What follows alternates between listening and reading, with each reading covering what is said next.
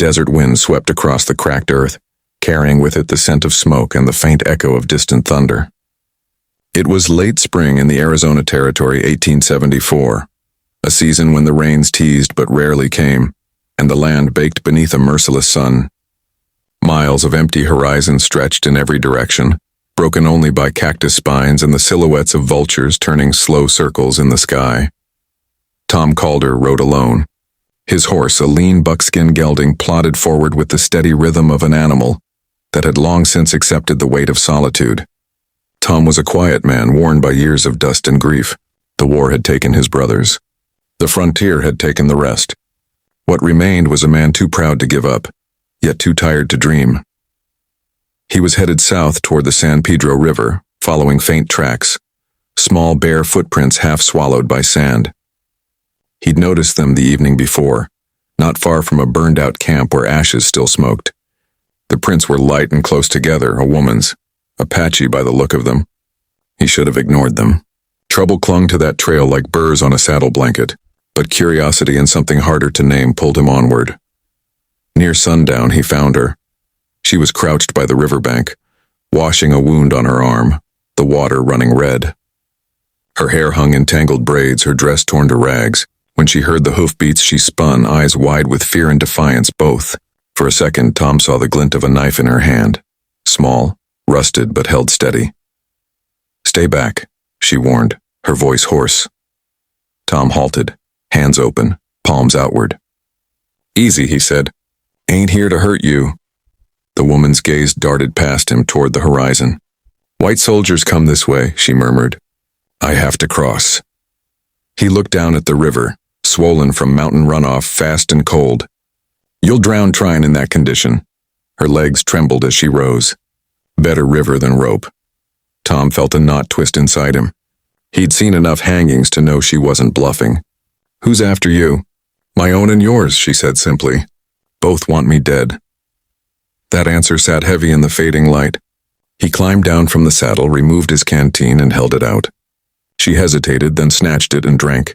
Her hands shook so badly the water spilled down her chin. "What's your name?" he asked. "Nayeli," she said after a long silence. "I'm Tom Calder," he replied. "Used to ranch near Bisbee till the drought took it." She gave no reply, only watched him with cautious eyes, ready to bolt like a frightened colt. Tom studied the wound on her arm, clean cut, likely from brush or a blade. He tore a strip from his old shirt and knelt beside her. "Hold still." She stiffened as he wrapped the bandage. The touch was careful, almost reverent, and for the first time her eyes softened. "Why help me?" "'Cause you're human," he said. That's reason enough.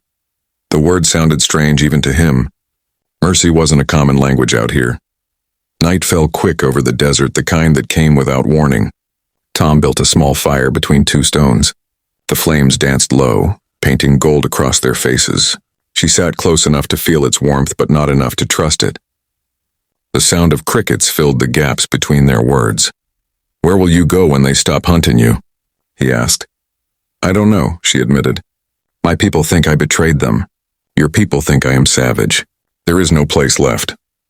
Tom poked at the fire with a stick. "There's always somewhere. Just depends on whether you're willing to start over."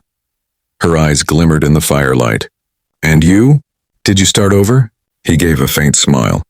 "Been trying for years. Ain't found where yet." The wind shifted, carrying the cry of a coyote. She drew the blanket he'd given tighter around her shoulders. "You could leave me," she whispered. "No one would know." "Maybe not," he said, staring into the flames. "But I would." They sat in silence. The desert wrapped around them like an ocean of shadows. For the first time in months, Tom felt something break loose inside. A small, stubborn piece of hope he thought the land had beaten out of him. Before dawn, he woke to the sound of rustling. Nayeli stood at the river's edge, her silhouette silver against the pale sky. She looked back once as if memorizing him, then stepped toward the current. "Don't," he called softly. She stopped, but didn't turn. "If I stay, they'll find me. Then I'll ride with you till they don't." The words hung between them, absurd and impossible, but he meant them. She faced him fully now, tears glinting in the half-light. "Why risk your life for mine?" Tom slung his rifle over his shoulder. Ain't much of a life if I spend it watching people die. I could have helped. For a moment she said nothing. Then slowly she nodded. Together they crossed the shallow part of the river, the water biting cold against their legs. Beyond it stretched miles of wilderness, empty, dangerous, free. As the sun rose over the desert, two lonely souls rode side by side, bound not by blood or tribe, but by something rarer on the frontier: compassion. Tom didn't know where the trail would lead. Maybe nowhere. Maybe home. But as the day grew warm and the wind carried the scent of mesquite and rain, he realized the land wasn't empty after all. It still held mercy if a man had the heart to look for it,